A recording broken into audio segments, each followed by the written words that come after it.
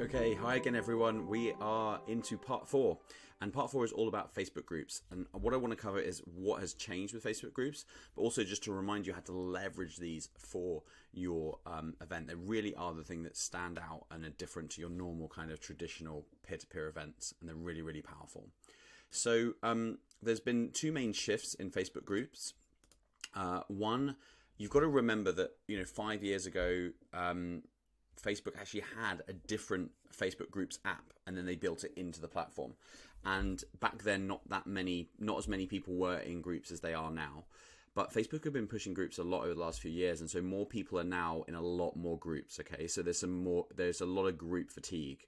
I was chatting with my wife the other day and just asking her about, would she do these kind of events or that kind of events? She was like, one thing I wouldn't want to do is be in a Facebook group because I'm in so many already. Now, she's not like everyone else, but there's certainly that kind of thing going on the platform where people are in hundreds of groups and they're just in too many groups. And so, firstly, you have to make sure your group is really, really good. So you should still be doing a group, but you might have to accept that, it's not perhaps, you have to work a little bit harder than 5 years ago. And then the second thing to remember in Facebook groups, and this is kind of more of a tactical thing, is actually Facebook have changed the way that pinned posts work, featured posts work, and it could be losing you more than 20% of your entire campaign income. So we're going to talk about that on this video right now. So we were first alerted to this change through the work that we do with our preferred partner, Adrian O'Flynn at Get Your Story Straight, who a lot of you in Ireland will know. He is kind of the OG of Facebook challenges and helped create them with the Matter Foundation.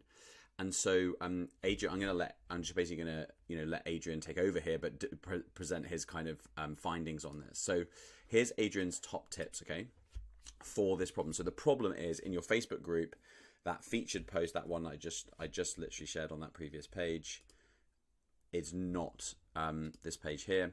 This featured post now doesn't show a post, it rolls up and they have to actually click on it, they can't see it.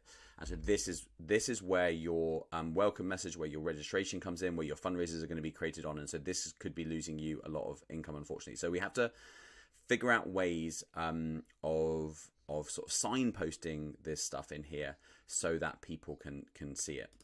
So here's Adrian's top tips.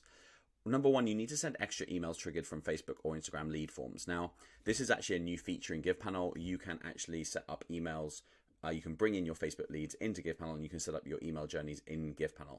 Or you can do it yourself directly from Facebook into whatever your email tool is using Zapier. However you do it, basically, Adrian started to recommend to his clients to stop doing so many of those. Now he's recommending actually do more of them and focus them on, registration, creating a fundraiser, checking out the featured post, and send more emails at that step. Number two, he said, basically direct people to the featured section via the Facebook group cover photo. So every Facebook group has that cover photo at the top, that banner image that is about your event.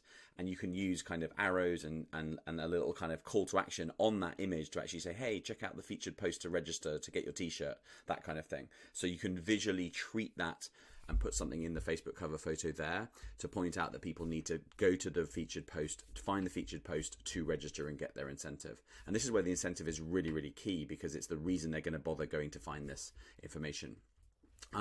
You want to revamp your new member intro. So every Facebook group has like a new member intro that pops up when someone joins the group. And normally people fill it with like lots of rules and this is what the group's about and stuff. You need to keep it really short, and again, focus them on, if you want your t-shirt, if you want to register, create your fundraiser, go to the featured post so that you really use that as much as possible. Number 5 is you can direct people to that featured section in the about section of the group. So that's in the about section, they actually see that before they join the group. So it's actually quite powerful text. It's not just sitting there in your group. It's actually the first thing they see when they join the group. It's like on the landing page. So you can actually use that about section. Again, keep it short, but you can say, hey, check out the featured post to register and get your fundraiser. Or you can actually, I've seen organizations just link directly to the registration and the fundraiser there as well. Although you probably want them to join the group first, so you probably don't want to put links in there. And again, on the new member intro, you can't put a link in, but don't worry about that. It's more just about the signposting and the communications. And then finally, you can tag at everyone. And this is quite buggy, sometimes the at everyone tag kind of, people can't figure it out. But basically you can tag everyone in a Facebook group. and just do that under a welcome post every Monday. So create a new welcome post every Monday with the information that you want on it, and then tag everyone underneath that. And then everyone gets this kind of like nice welcome. The thing to do is use that sparingly. You can't just use the @tag, everyone tag for every post that you do. Don't do that. Just do it once a week, maybe on a Monday, maybe keep it regular and do that. So that's like, unfortunately, this does mean that less people from your group are going to register and fundraise, because this featured post is hidden, whereas it wasn't hidden before. So you have to work a little bit harder with all of these things to mitigate that sort of loss of 10 or 20% of your income. So it's quite important. And actually, we're publishing a video and a blog with Adrian about this on our blog. It's coming soon. I think it's coming in the next few weeks. So definitely come back to our blog and check that out as well. And then the final thing I just want to say about Facebook group is that you have to really understand and remember the key thing about them and why they really work. Like, why do groups on Facebook work so much better than hosting your own group off Facebook? Because obviously you could host your own forum or community anywhere on your own site if you wanted to. Why does having it on Facebook work?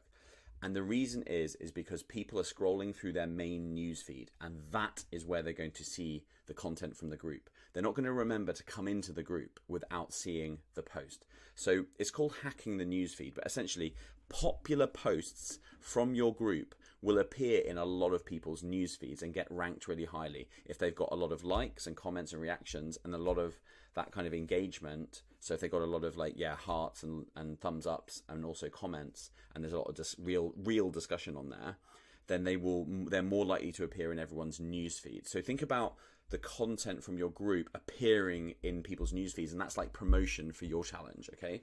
And without that people are just going to forget about your challenge. It is, email is great, SMS is great, but in reality, people are on Facebook all the time, right? They're on there every day, multiple times a day. And so you just want to keep people coming back to your group. The way you do that is have interesting content that goes into your group. So you have to work on content in your group that gets that high engagement, that then hacks the newsfeed, that gets in the newsfeed. And that's really the secret power of Facebook groups, that and the kind of peer-to-peer community and support and help. Obviously, that's key. But if you can create content, or you can help stir up content from other participants that then goes into the newsfeed, and you create that sense of people then being part of something all the time, because this is a month-long thing. So you need to keep them engaged, otherwise they're not going to start the challenge, continue the challenge when it gets hard, that kind of thing. So that's kind of a big tip there. Is basically leverage that tool, that Facebook groups, as a tool to get into the news feed. So to recap, really, there's two things with Facebook groups. One is leverage that news feed, because it's without that, people are just have a lot of sort of group saturation and group fatigue. So make sure you're leveraging that newsfeed hack by creating engaging content that appears in the newsfeed and getting that conversation going, that kind of thing. And also make sure that you know about this featured posts issue and how that is a problem that I've addressed there with some of Adrian's tips. Okay, on to the next video.